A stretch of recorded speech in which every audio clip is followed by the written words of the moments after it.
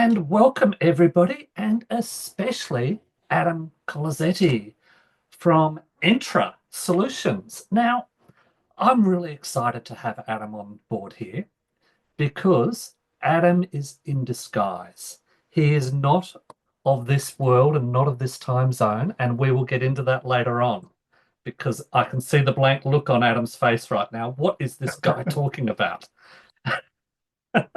So, Adam, let's get straight into it.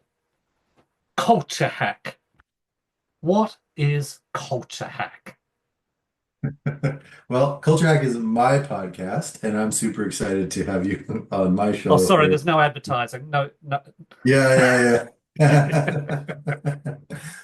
But you know, so my background is engineering.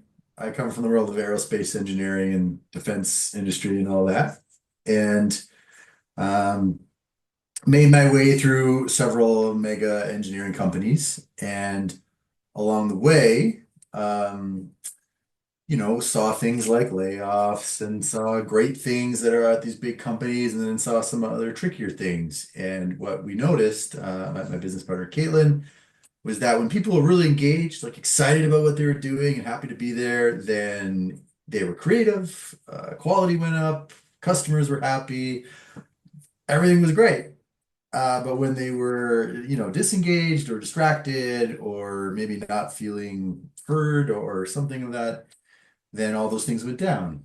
So we said to ourselves, self, why, when your company grows, does this happen? You're starting a company in your garage and you're super excited and you've got all the innovation, creativity in the world, and there's no problem you can't solve. And then you're successful because you worked hard and you earned it, and then you grow, and maybe there's 10 of you, then there's 20 of you, and then 50 or 100 or whatever, but somewhere along the way, you start to have the same problems everyone else. There's people troubles, right? People leaving, or they don't like their manager, or they're kind of quiet quitting, or they're disengaged, or whatever. So what happened? What happened between that intense level of engagement to this kind of like, mediocrity? So People we said, feel devalued. They don't feel appreciated. They don't feel that their yeah, ideas are being valued. Are any of those about right? yeah, yeah, exactly, right. We're so good at technical solutions, right? Well, that's me. Yeah, right. I know. I'm an engineer. I love a spreadsheet for everything, right? So let's make a spreadsheet. Let's calculate this. Let's do this. Let's draw a process. Let's write a procedure. But we're not good at the emotional part. And ironically, I would go as far as to say the emotional part is actually the most important piece because as humans, we're kind of messy. We're emotional. We're like chaotic. We're unpredictable. Um, and that means that you have to worry about or pay attention to how we feel. And if we feel great and we're excited, then we'll solve all the technical problems in the world. Whether it's through partnerships or research or testing or iteration or whatever. But so many times, especially during times of change, we jump straight into the technical piece and we skip over, well, how are you feeling like this? Like it's been a lot lately, how are you? That type of thing. So But that's aren't you trying to describe a utopian world here? It's something that we strive for, but we just never achieve. I think if you when you say the word utopia, what comes to mind is like this world where like everyone's happy and gets along and we're all kind of just like, Yeah, and isn't that what you're saying?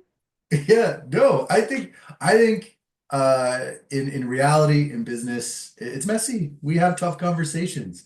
I don't agree with you, Craig. Where are you coming with his ideas, right? Like, I what hear are that a you even lot. talking about?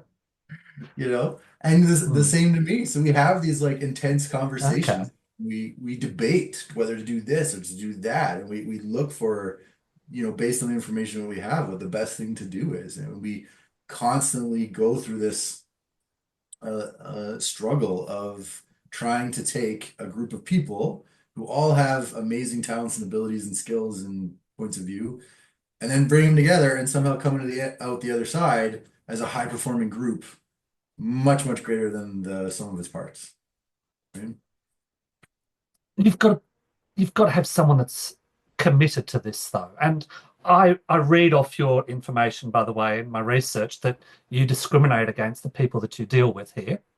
And I quote, we only work with people that believe in profit through purpose, believe in engaging and leading their people, want to disrupt their industry. So you, with that briefing, you have a select criteria of people that are going to come to you and are going to be ready for this. Because if they're not ready, it's not going to happen, is it? No, I mean, no one's saying that if you have, let's say, a command and control, kind of like, military style, that you're not going to succeed. We've seen that succeed time and time again, right? So if you're kind of that no nonsense, just get it done, this is what we do it, that's a culture too, but it's probably Not a not our good one. style. We're a little bit more, we get into that touchy-feely stuff a little bit, right? Like we're aiming at high performance, but we're talking about things like team building, right? When we talk about team building, we say like, don't just host the barbecue, don't just have the Christmas party. What are you trying to achieve? What is your ROI on your team building? Is it a team experience, meaning we all went bowling or we all went axe throwing and it was super fun? Or did you come together, have some fun, but talk about something specific? Maybe you're having communication issues, right? Raise your hand if you've ever had a communication issue, right? Yeah.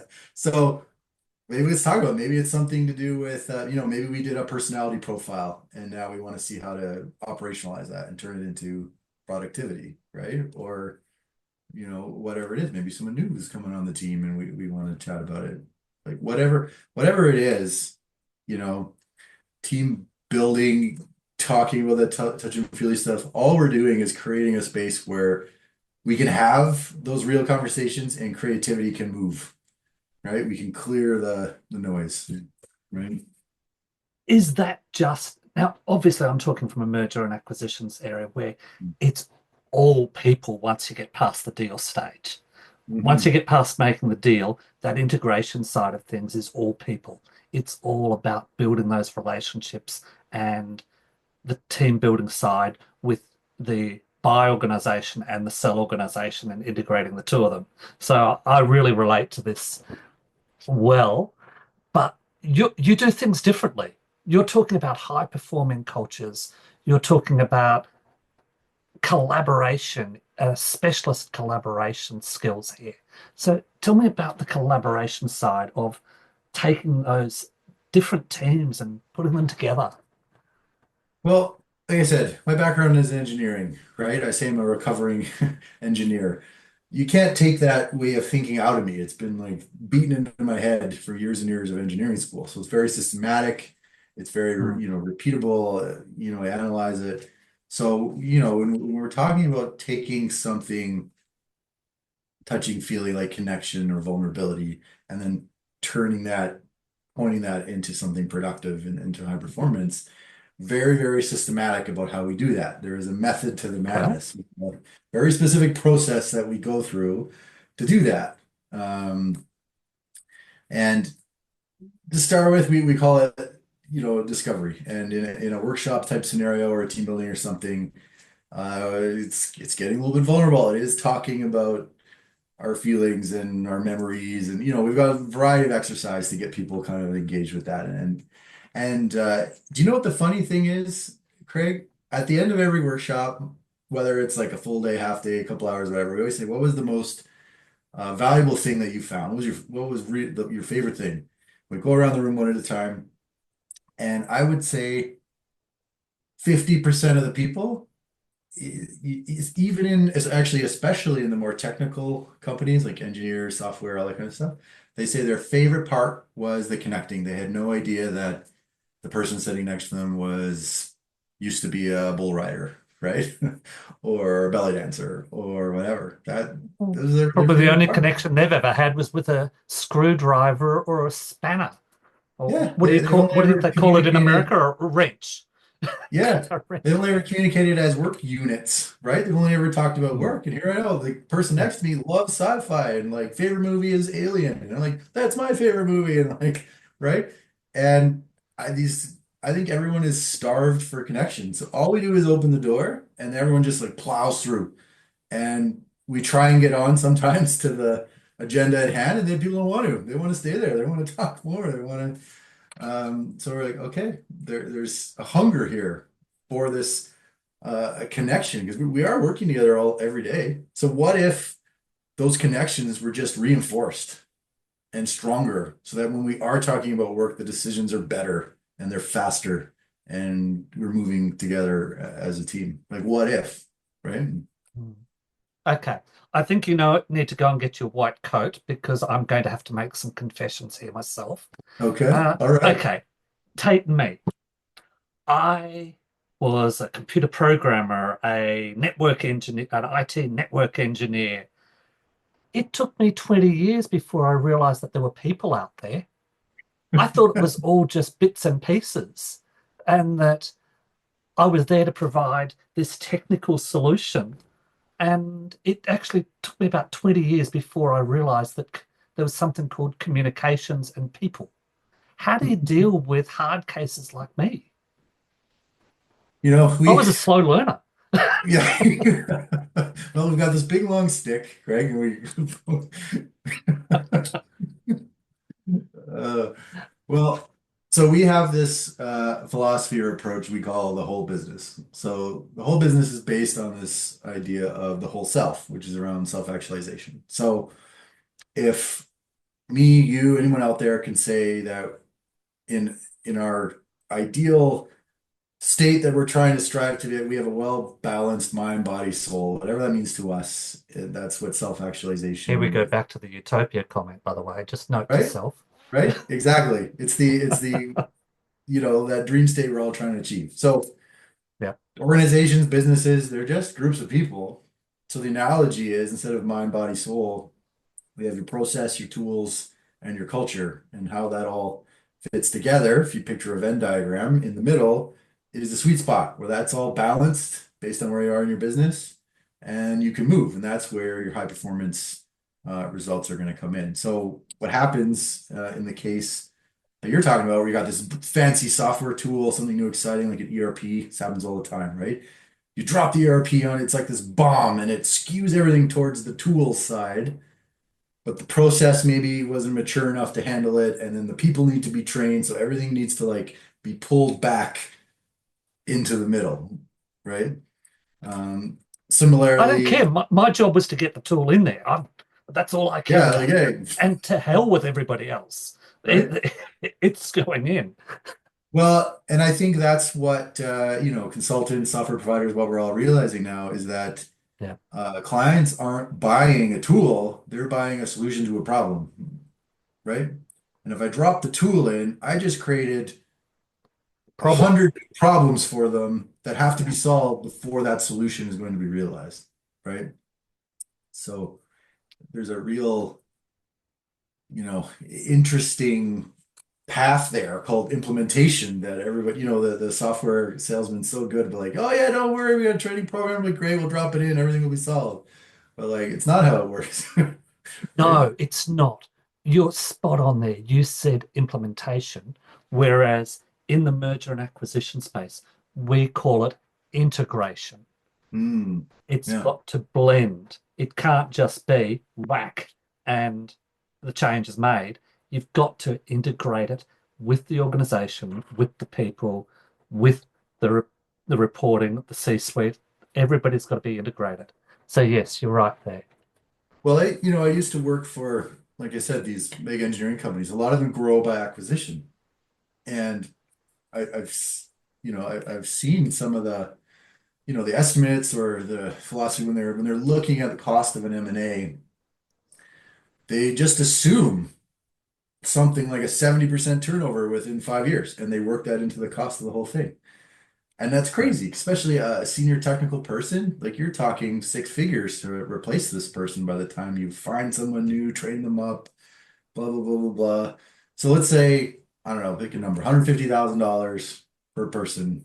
and you're merging two companies together, like how many people you have, how quickly do you get over $1 million in cost that you're just assuming because you're like, ah, this is what happens. And I think when we And talk culture, 20% of those people left, by the way, and you've got to pay them out.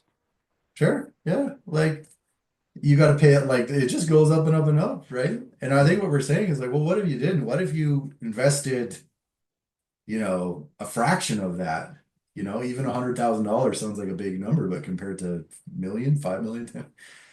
And what if you took that time to talk to them? What if you brought in um, experts? What if you asked them how they're feeling because they thought their job was this one day, and then last week we found out we're being acquired, and now I'm wondering, am I going to be laid off?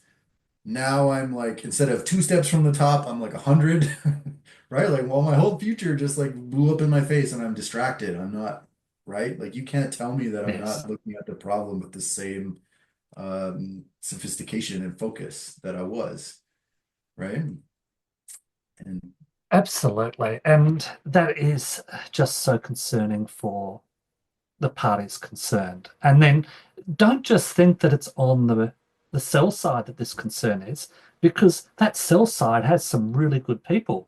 So the buy side, well, now there's duplicate roles there. The the buy side are thinking, hey, he's really good. I've spoken to him. I could be in trouble here. sure, yeah, right. It's tricky. Story. We actually had an engineering company. One engineering company acquired the other engineering company. And the new engineering company had offices in multiple cities, was much bigger. And the one from Calgary said, hey, you know what? We really care about this. We want to do a workshop. We want to talk about our values, mission, and vision as our team in the context of the whole, right? The big company already had all that stuff defined, but they're like, as a team, we want to say what are ours, and then how do they relate to the global values. So we went through this workshop. We defined the values. We did a mission statement, a vision statement, all that kind of stuff.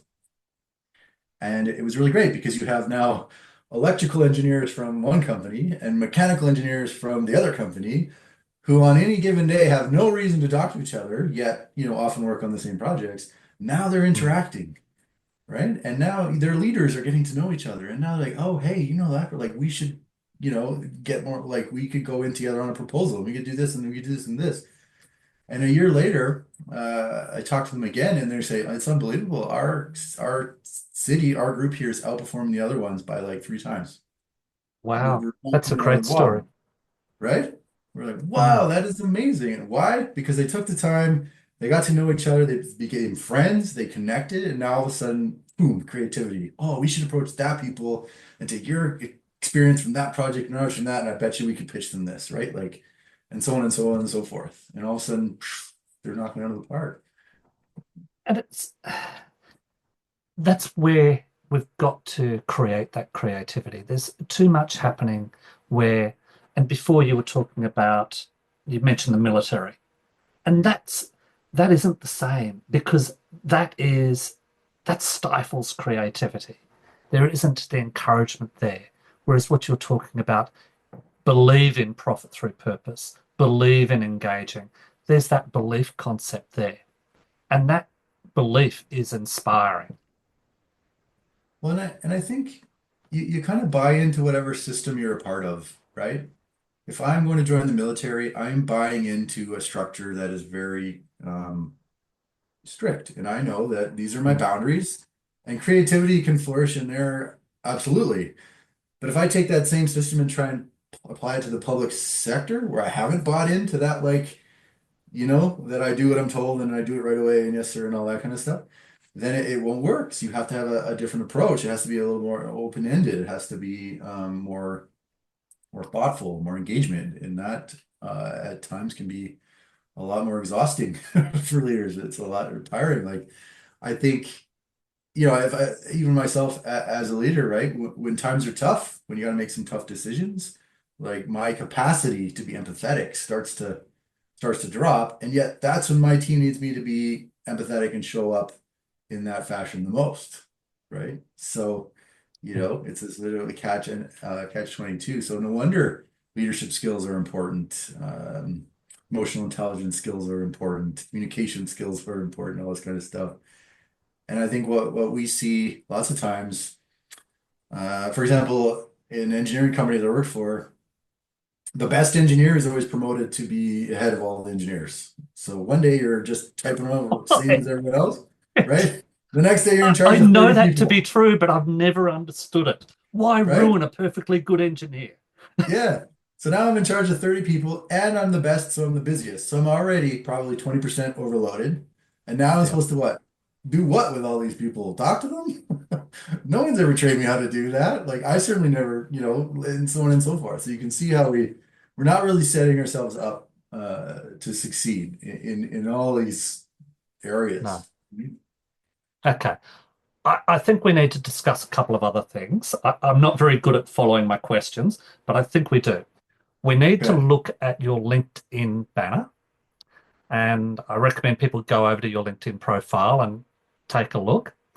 It's got a magnificent banner there, and it's got the words in the top left corner, together, let's boldly go. Explain to me where that comes from, please.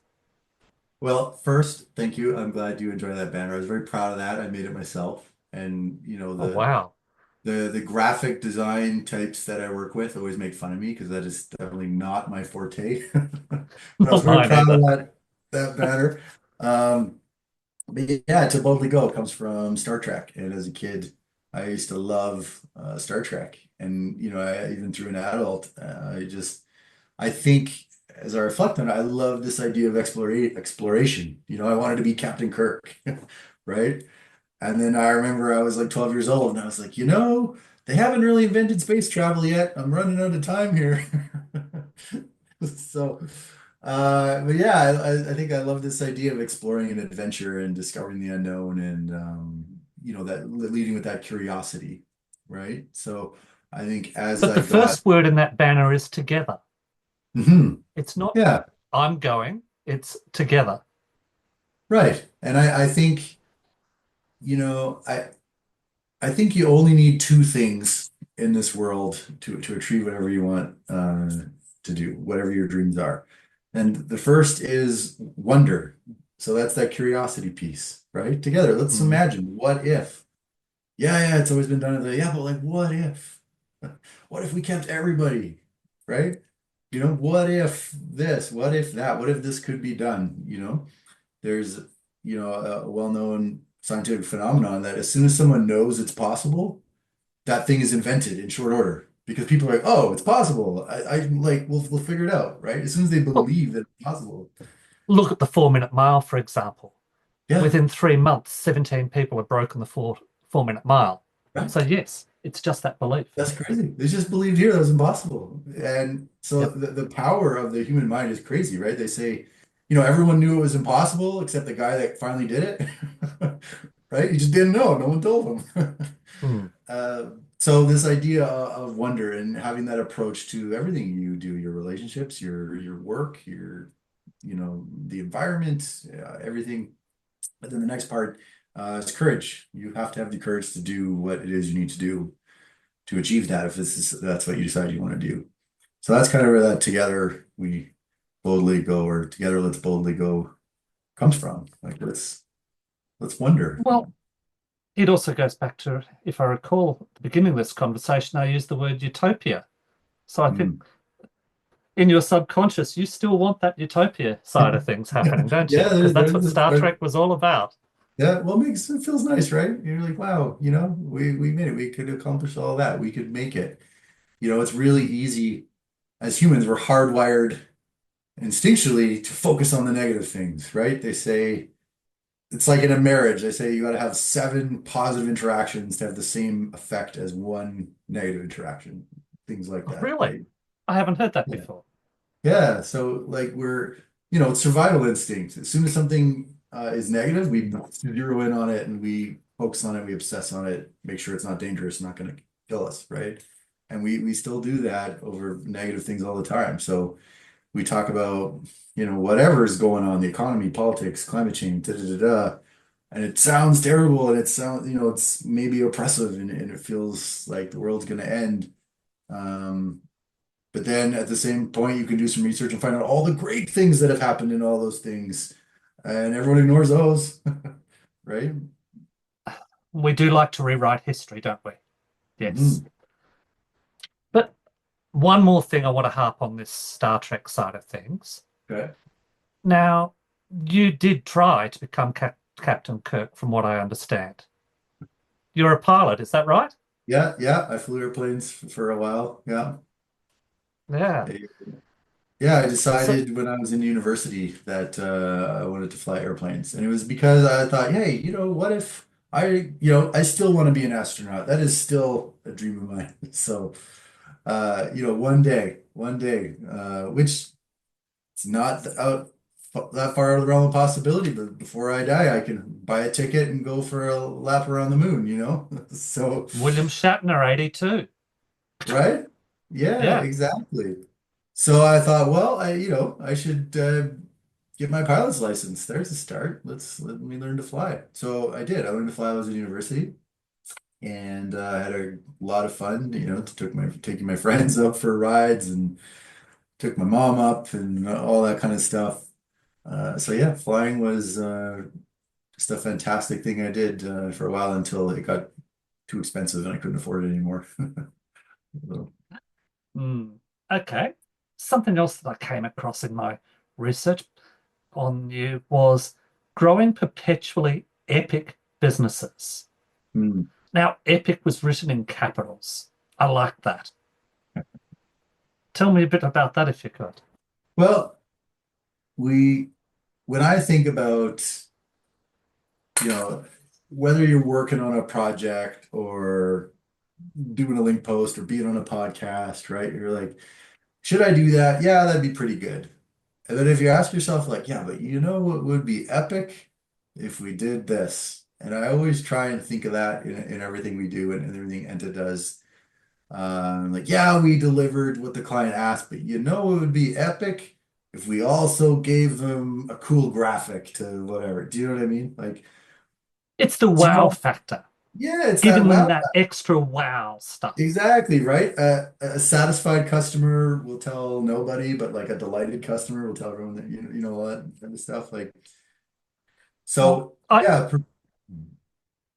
a um, wow that I did for someone once was I was working in a hospital or working for a hospital, and I was looking at their printers, just why they were renegotiating their printer contract, and this was a very large suite of hospitals. And I said, okay, give me a list of the top 10 printers. The top three turned out to be all in the kitchen. Okay, I need a tour of the kitchen. Let me in there. So I went for a tour of the kitchen and I'm chatting with the kitchen manager and showing me around. And I look over and yeah, it sounds a bit dicky, but there was this glass room there and they're emptying the trays. So I say, what are they doing over there? I mean, it's a glass room and you can see they're emptying the trays. But anyway, so, oh, they're emptying the trays and washing the trays. And I'm watching over there. And because remember, I was there for printers. So I'm looking at printers, paper. Each of their menus were printed on an A4 sheet, clean white A4 sheet. So 3 menus a day per bed. That's a lot of paper. And they're throwing the clean white paper into the general waste bin. And there was a recycle bin just to the left. By adjusting their movements 20 centimeters and putting that clean white paper into the recycle bin, saved them for their entire organization and their business nearly 50 trucks per year, garbage trucks per year. But what else? Here's the wow. The wow was they paid for that garbage truck, but they got paid for the clean white paper if they put it in the recycling. So go in there to look at printers, and now instantly, when you start to look at a business and you start to look at work behaviors, the wow factor is everywhere. You've just got to look at it from different eyes. Right. I see. I love that. This is why I love people. As an engineer, like all you have to do is like show them to put it here, or switch the bins, or move this one closer and put that one farther, or the smallest little thing, but applied across quantity of people can have just a That's it. profound difference, right? Yes. And it's amazing. Like we think we're all making individual choices all the time, but the truth is we're actually subject to the same stimulus all the time, and we tend to make similar choices across a group if you look at groups of people. And So, the next person, the next or next staff member to go into that environment would have been taught this is the way to do it. mm, So it's then perpetualized as well. So the wow well, factor can be anywhere. You've just got to look outside of your normal stereo vision. Look to the side a little and see what's possible. right? And the M&A world, like if you think about what an opportunity, you're taking a bunch of people that do things a certain way and a bunch of people that do things a certain way, and then you're smashing them together. So it's like Yeah, if you think of it that way, there should be these innovations everywhere. Everyone's like, why do you do that? Why don't you do there? Why do you do this? Why do you do this? What's going on there? Why do you do that? Right? Imagine if that's the absolutely. environment you created, right? And I don't think I personally call those golden nuggets. And I Mm, don't think people spend or during the M&A process, the integration side, I don't think they spend enough time looking for those golden nuggets. What is the selling organization? What do they do that's just plain better than what we do right now? What great innovative ideas can we steal from them? After all, we're all in this together now, aren't we? Well, and I think it's so easy. You talk about integration, right? Accounting's got to be done, HR's got to be done, and then after that, you're kind of like moved on. But I think what we're trying to say is like treat it like a project, treat it like a 5-year project where you're going to go all over the place looking for these, like stationery. This one has this logo, this one has as simple as that. Like I know I worked for a company that's part of an acquisition, and the stationery in the printing room had the old logo on for like 2 years. And every time I saw it, there was this little emotional response. It's like, oh, I miss the good old days. Right? And yeah, I Yeah, get it. You're that's saving bad. money on paper, but think about the cost of that emotional little this little jab, little poke times Yeah. how many thousands of people went through there day to day, right? So, It's isolating those people that which are part of your business. And by having those reminders, it's isolating them and saying, "Oh, you're part of that. You're not part of us." mhm. It's just not a good look at all. No, no. So you got to pay attention to those things, and it's rarely one giant initiative. So often we'll do this big survey, and then we're like, leadership has come up with a 7-stage, initiative where we're gonna do this, that, and the other, and like, yeah, I was like, yeah, whatever, whatever. But like the reality is, it's like thousands of little things, like the stationery, right? Like a little poster in the kitchen, like moving the recycling over. Like it's thousands of tiny little things done by people every day that care. And It you just is. have to And push people to from a care. cultural perspective, one of the things that I do not like and try and change immediately is they'll say, "Oh, it was that organization." When you're at the service desk, they'll say, "Oh, I'm from such and such, the new acquisition." Well, no. And I try and encourage people to say, "Okay, this isn't going to be an immediate process. Let's just put the word former in place just to Mm, try and get it into people's brains." I said, and then in a couple of months, we'll take that former out and we'll just all be one happy family. And it that is a key element, I feel. totally. I once worked for an organization where you walked in the main foyer, which was where the reception was, and you kind of had to walk down the hallway, and then there was kind of a little bit of a loop at the other side. And at the far end was where all the accountants sat.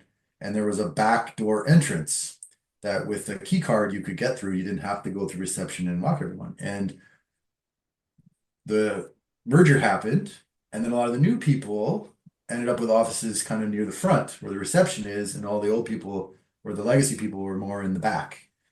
And because it was faster, more efficient, they were using their cards and going through the back door, and therefore did not have to walk by all the new guys and say hello. Right. That tiny little thing was causing separation, no integration happening, right? And I, the easiest solution would have been to lock that door. That's what I would have done. I suggested they didn't do it, but um, I'm sure they didn't. There would have been a fire risk there. right? People would have been outraged, but I would have forced them to walk through. But you know Yeah. what we did do is all the offices had like names on them, and it always said the first initial dot last name, and that's it. So it'd be like, A Colazetti. And I was like, this is not helping anybody. Like we don't even know each other's names. So I No. had new ones printed up with just the first name, no last name. So just like Adam, Craig, whatever.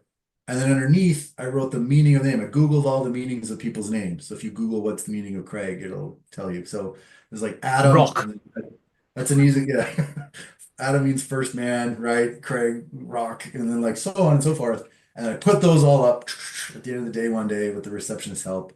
And then the next day, people came in, and it was like a culture bomb went off. People were like, "Whoa, your name means that!" Like, "Hey, Jim, my name's Jim." Blah, blah. Like, is one guy like reprinted his name and changed it to mean like Master of the Universe or something, and it caused this like uproar. But what happened was people started talking. It was Mm. so magical. It was one of the most profoundly impactful things I've ever done on a culture side, and it was that silly of a thing. And Well, it's we are running out of time here, Adam, but tell me, give me your elevator pitch, please. What, who should come and talk to you and when? Because the when's really important. Well, we work best with companies that are in that range where they're making probably around $10 million or more. And we are really what we do is we simple systematically implement change and build cultures that are hard performing. That's really what we do. So whether you're looking to potentially build your business to be sellable, whether you're looking to be higher profits, whether you're looking to acquire or whatever. That's the business we're in. Okay, excellent. All your details will be around here. People will have access to them absolutely. So we'll sort that out. But I should probably go back to my comment about you being from the future. It was referring to you seem to live in the future. Your vision is in the future with organizations, with your own personal stuff. You're not a person that lives in today. It's you seem to me to be someone that lives for the future and take people along with you on that journey. Thank you, Craig. That is maybe the best compliment I've ever received. Thank you. My pleasure. Well, everybody, I'd like to thank Adam for coming along today, and I think we've all got a lot out of this. All right. Thanks, everyone.